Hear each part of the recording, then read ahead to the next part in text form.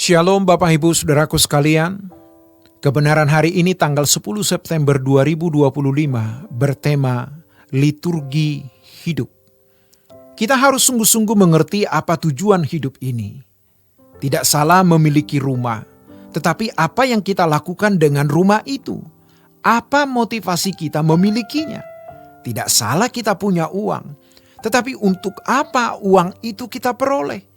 Kalau kita adalah anak-anak Allah yang telah dibeli dengan harga yang lunas dibayar, berarti kita bukan milik kita sendiri. Baik kita makan, minum, atau melakukan hal lain, semuanya harus kita lakukan untuk Tuhan. Lalu, bagaimana kita bisa mengerti apa yang perlu untuk damai sejahtera kita? Jangan mengingini apa yang Tuhan tidak ingini kita ingini. Ingini apa yang Tuhan kehendaki untuk kita ingini. Fokusnya bukan pada bendanya, seperti yang telah dibahas sebelumnya. Persoalannya bukan pada rumah, uang, kendaraan, atau gelar itu sendiri, tetapi pada apa yang kita lakukan dengan semua itu. Apa tujuan kita memiliki uang? Apa yang kita cari dari pangkat atau gelar? Apa itu menjadi kehormatan pribadi atau alat untuk mengabdi kepada Tuhan? Untuk itu diperlukan pengolahan dan pembentukan manusia batinia kita. Saat kita berada di gereja, dalam pendalaman Alkitab, atau saat mendengar suara kebenaran, kita sedang mengolah batin. Jadi, pergi ke gereja bukan sekedar untuk menjalankan liturgi, karena liturgi kita yang sejati bukan dimulai di gereja, melainkan sejak kita bangun tidur sampai kita tidur kembali di malam hari. Contohnya, ibu-ibu yang membersihkan rumah, mengatur pekerjaan, menggerakkan pembantu, menyiapkan makanan untuk anak-anak, dan menyelesaikan berbagai tugas lainnya. Semua itu adalah liturgi hidupnya. Inilah bentuk ibadahnya yang sejati. Bukan seremonial agama sebagaimana dalam banyak agama lain. Kita tidak memiliki seremonial kaku. Tidak ada aturan dalam Alkitab bahwa kebaktian harus dimulai pukul tertentu, diawali dengan nyanyian atau tepuk tangan. Itu adalah pertemuan bersama yang bersifat relatif, fleksibel, dan dinamis. Boleh memakai musik, boleh tidak. Boleh bertepuk tangan, boleh tidak. Itu semua hal minor. Yang utama adalah bagaimana kita hidup dari pagi hingga malam hari. Itulah ritual kita, liturgi kita, dan ibadah hidup kita.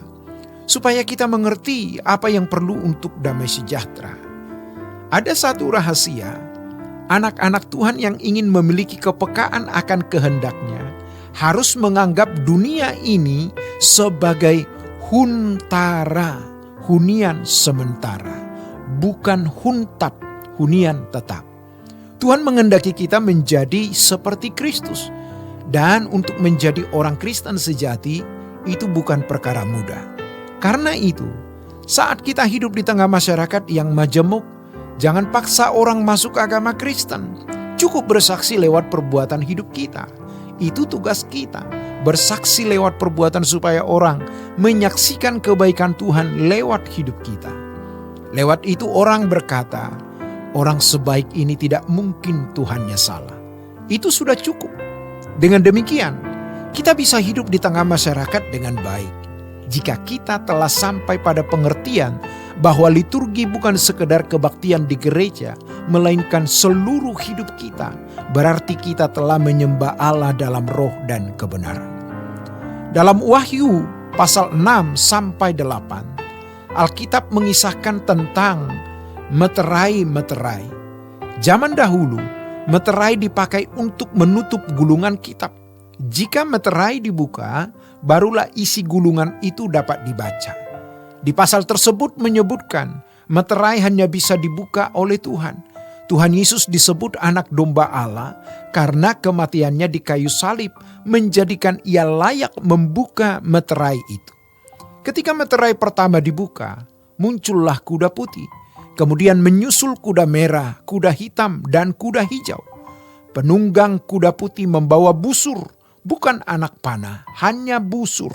Ini menggambarkan pergolakan yang mewarnai dunia. Apa yang akan terjadi di dunia ini? Tuhanlah yang mengesahkannya.